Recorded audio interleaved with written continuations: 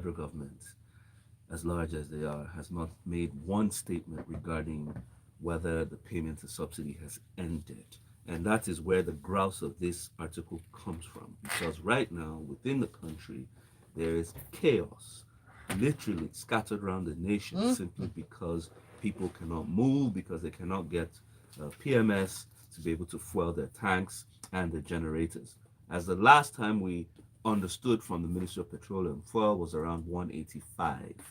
Now you can still get that at a few stations, few moment stations around the country, which are jam packed with queues.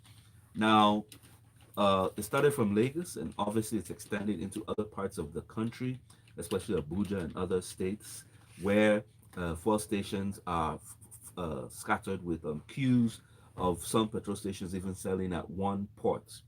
Ipman has already come out to say that they're challenged by the depot challenge, which is basically for them to move crude that NNPC brings at shore into the country to the depot.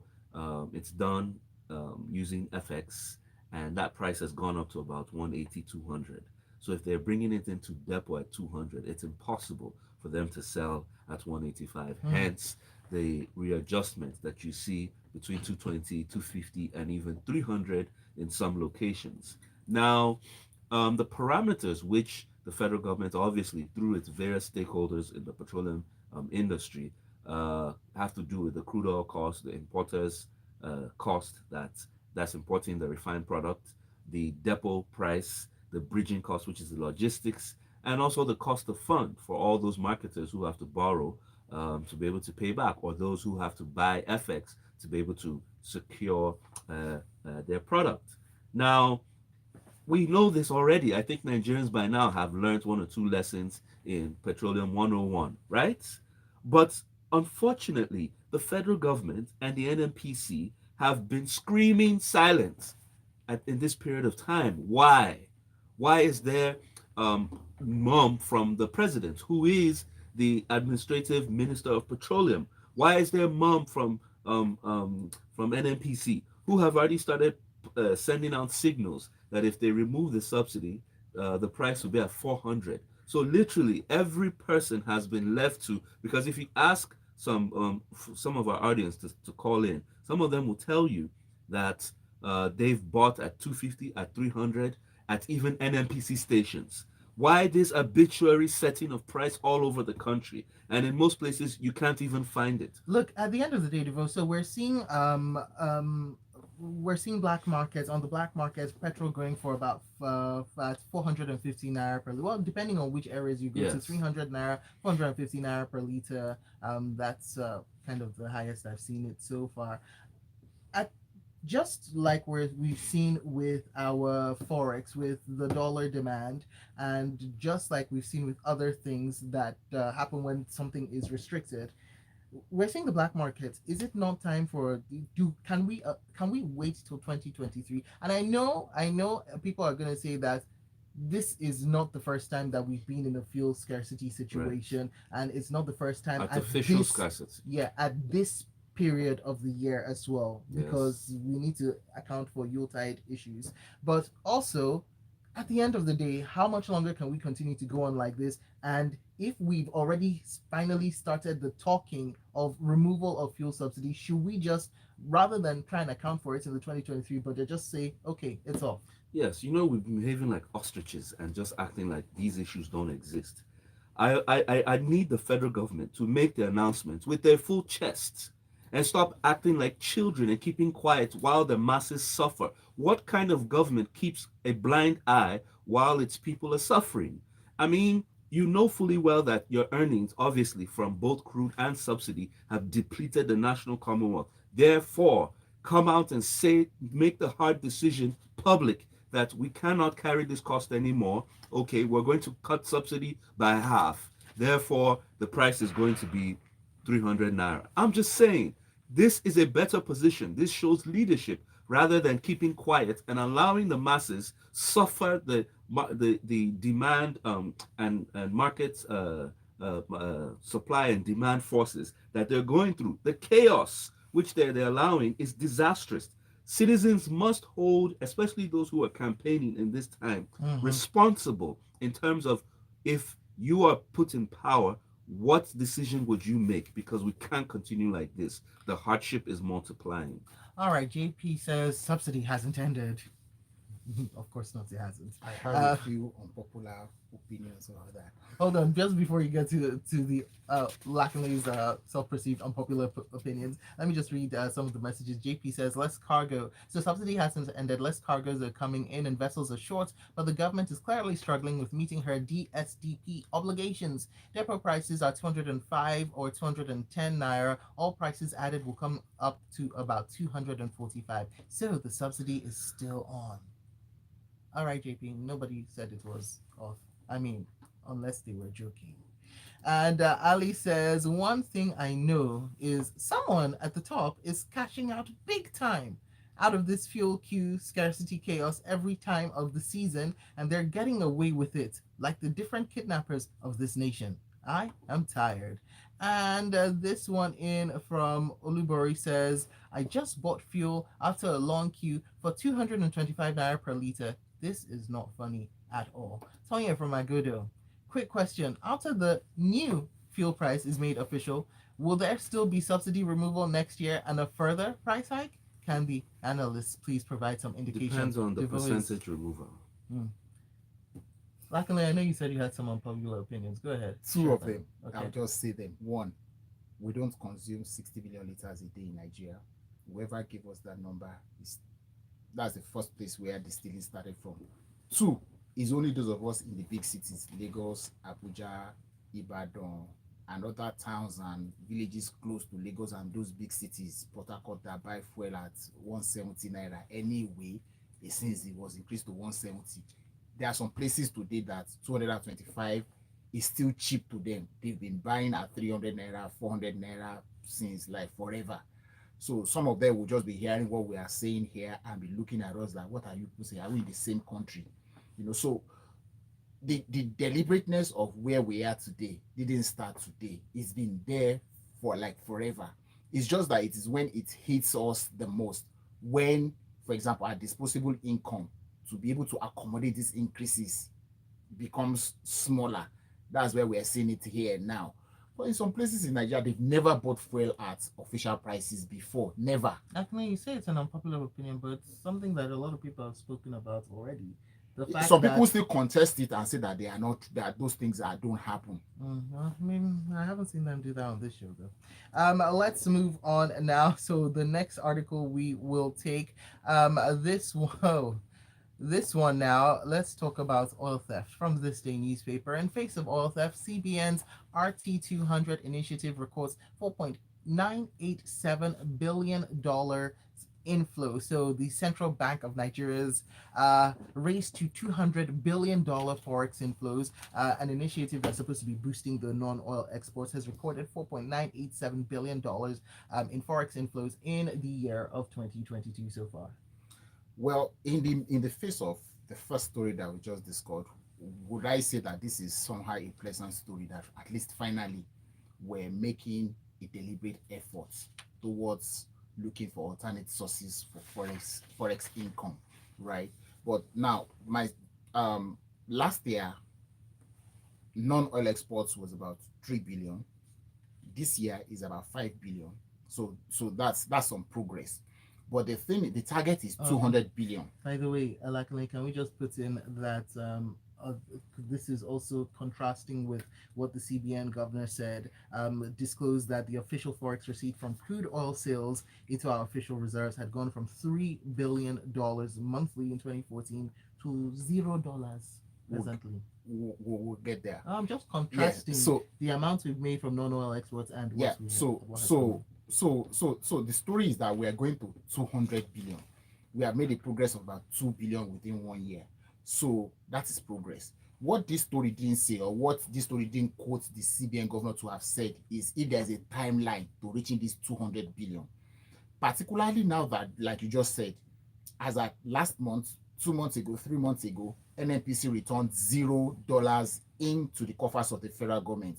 So it must mean that some money from somewhere else is being the money the government has been spending whether borrowed money, whether money from non-oil exports and all that. He also went on to say that they've given about $81 billion as incentives to non-oil exporters, which is something to hear. We hope that people who receive these incentives are actually using it for this purpose.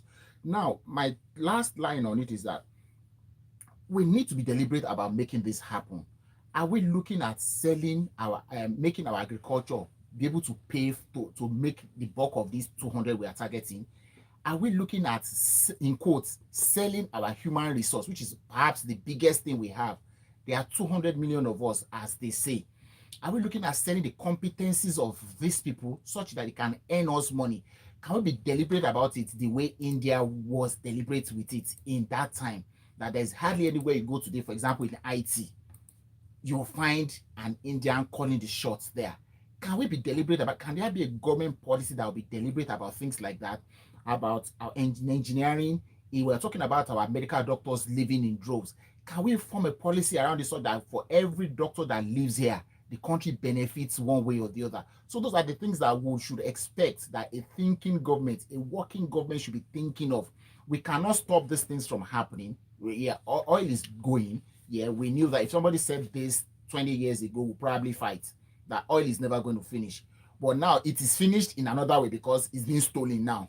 So we must be deliberate about how we get to this 200 billion. It will be pleasing to see those kind of things happen. Interesting stuff. All right. Do remember to continue contributing to the conversation. Going over to YouTube now, you can leave your comments up on the live chat, and let's talk about our pension asset. Or rather, no, let's talk about our education, tertiary institutions now. So this next article is from the Punch newspaper. ASU continues protest, says that NEC will decide next step. So the no work, no pay federal government policy was the subject of a peaceful demonstration yesterday by members of the Academic Staff Union of Universities at the Joseph Sarwan Ataka University in Benue State. It's back. Go ahead, Devon. We're back again, like ostriches, back to square one.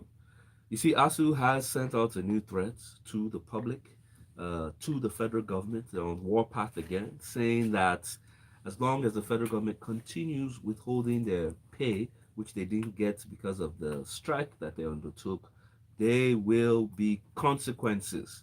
And they're urging Nigerians to pressure the federal government to make this payment, right? Because they believe, in their view, that that is the casualization of academic workers within the country. Now, the thing is this, right? Let's not beat around the bush. There are like four stakeholders here in this matter: the federal government, universities themselves. Remember, ASU is only one union. You have SANU, you have NASU, you have the students, and then you have the parents. Now, amongst these four stakeholders, who is going to be worst hit by these actions that are taking place? Because what we can see is that ever since ASU called off the strike after about 8-9 months and went back to school, the students have been no better because of this issue. Now, question one: why did ASU buckle with the federal government that clearly did not intend to resolve this problem? This is a classic case of once bitten, twice shy, or once shy, twice bitten. I mean, come on. It was clear from every move that they made that they were not serious about tertiary education. That's one. Two, objectively, the federal government is broke. So The federal government in negotiations had clearly stated their position. Yes. Their position being, as at this moment, we do not have the funds to be able to come to the terms that you want us to come to. Wait for the 2023 budget, we will factor it in. That was the federal government stance. Yes. And then they now had a sweethearts meeting with the Speaker of the House, who had the federal government present, who agreed behind the eyes of everybody. Up till date, we don't know what they agreed. Obviously, now we can tell that it was political. Now, the truth is this: way forward. I'm sorry to vote. Yes. I'm right now. Yes, we'll get to way forward, but at what point do we have to talk about agreements made under duress? Well, at what point does do we say that do we then start putting blame for capitulation Yes, I don't want to call it duress because all parties were at the table. It was capitulation. How Because was it? if no, Devo, if at some point, okay, so we had two parties Mhm. that had the diametrically opposed stances. Right. They could not come to a middle ground. But they did when they called off the strike. They did. And my I- point I There is, don't- was a I don't court think- judgment. my I point don't is, think no, that there was a it court was- judgment, it but was voluntary. that's where the speaker came in, and that's what I'm saying that ASU should, let me use your words, capitulated. Why did they agree? ASU Why capitulated. did they believe the federal government? the at federal that point? government they had to obey a capitulated. court order that says that they should go back to work. Well, I can tell you that there were other court positions that, or legal positions that they could have, that didn't pass through the right A process. legal So that, position is not the same thing as a court order. no, I'm saying that that court order was premeditated, and that's what I'm saying. but that it is a court order. it didn't come through right process. So if they stay How do you mean a competent Okay, judge? Devo, a make your yes, competent- point. yes. Make your My point. point is this, right? Financial autonomy, right, is the way forward. This position of both diametric positions cannot take us any further. We've been through this over 12 years. It is a point of no return. The federal government does not have what it takes to run these schools. Therefore, they're going to have to give them the legislative capacity to be able to raise their own funds or sell them or bring in some kind of investments. But that's not what this is about.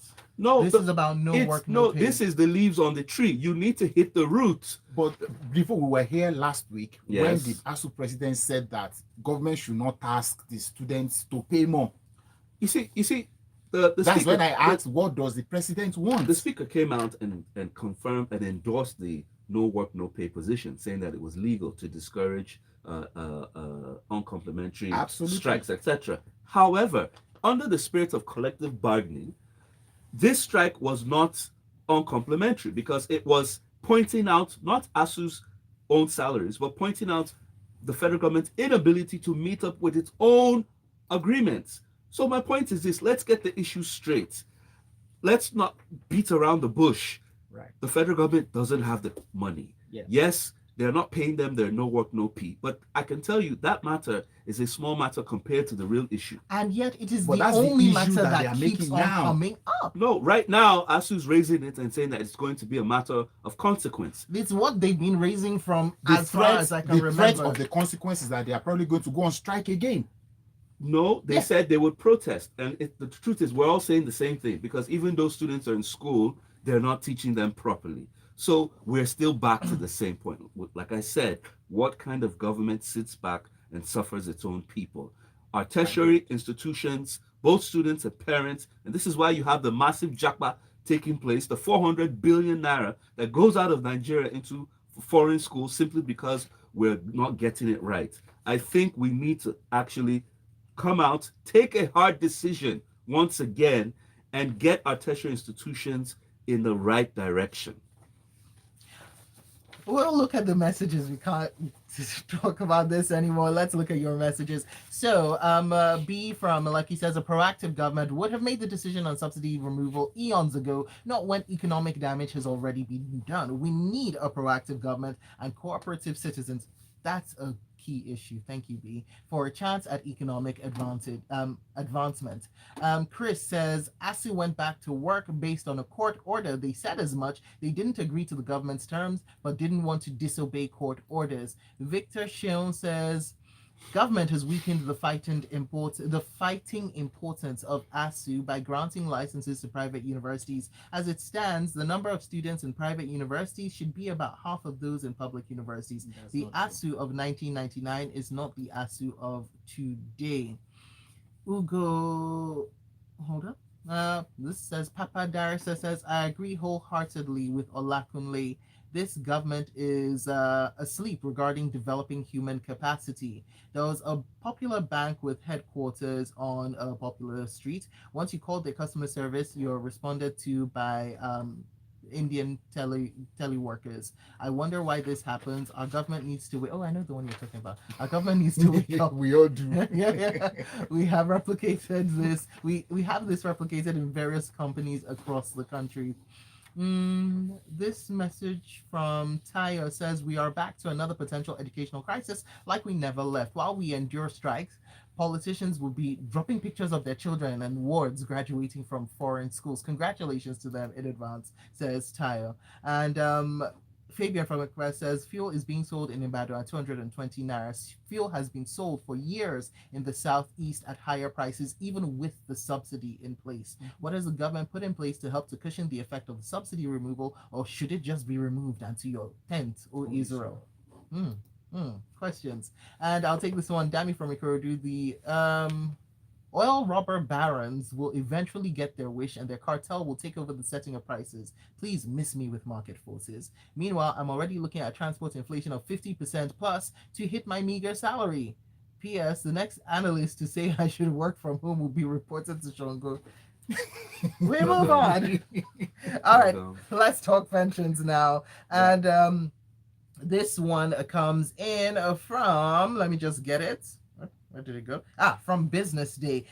So Nigeria's pension assets under the management by the pension fund administrators rose to 14.59 trillion naira as of the end of October 2021, and this is at 84,000 micro pensioners were enrolled. Right. Somehow, this is another bit of pleasant news. Okay, so and one of the legacy programs of a Nigerian government that has so far, in quotes, succeeded somewhat.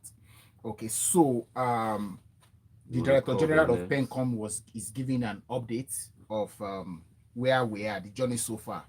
It's been 17 years, and the first thing that jumped at me in the story is that there are less than 10 million RSA accounts in a population of 200 million, with about 68 supposedly gainfully employed. Yes, we know that in recent statistics from the Nigerian Bureau of Statistics says that about 103 million of those who are either unemployed or underemployed. Okay, so in that, within that number, I still think that 10 million subscribers in 17 years is a far cry from what we should be able to describe as successful, right? But and then when we look at the numbers, the assets, like they say now, is about 16 trillion.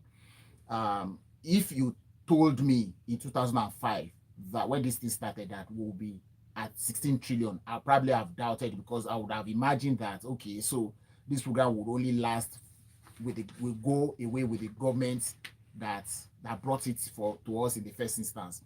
Now, the beauty of it is that in the early years, it's just been stagnant. You pay.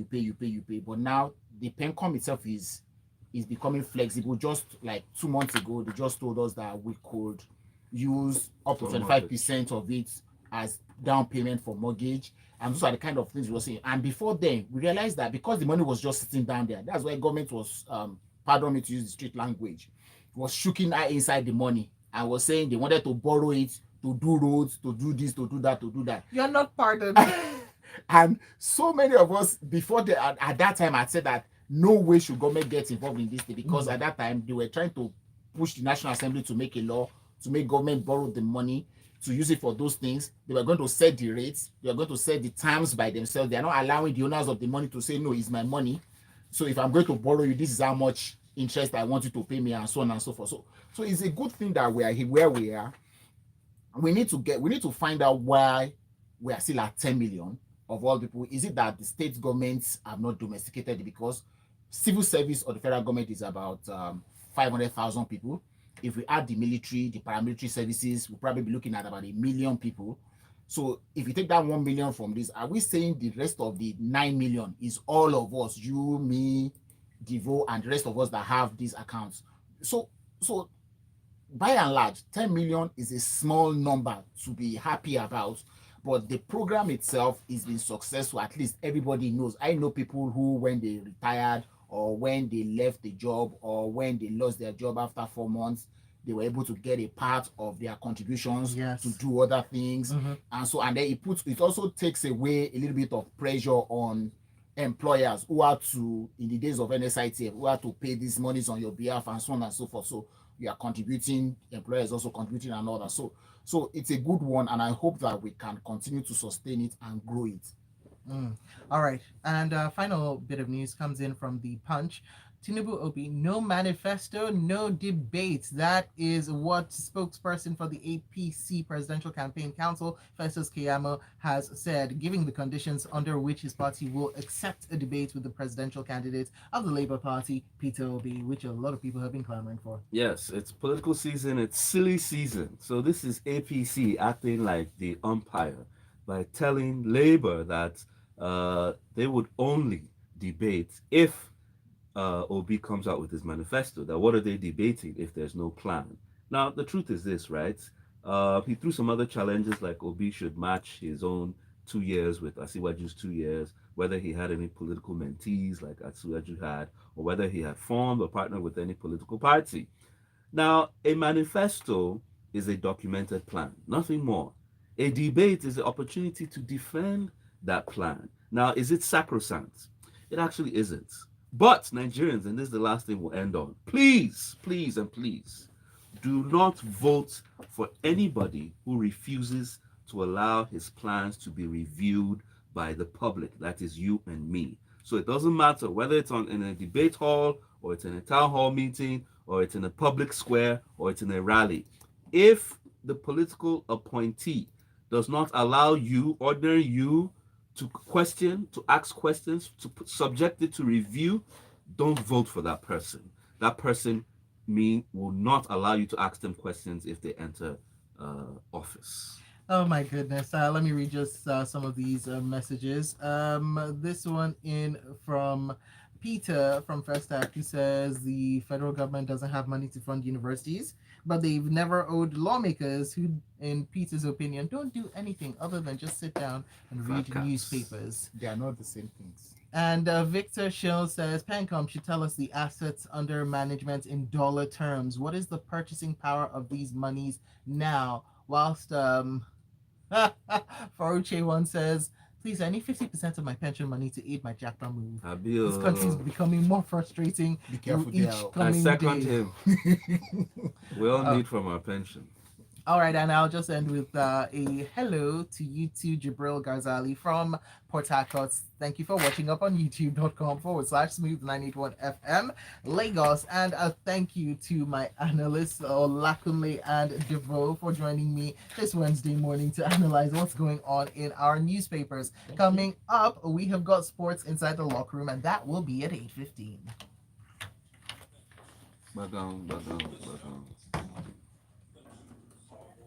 I thought that was fat.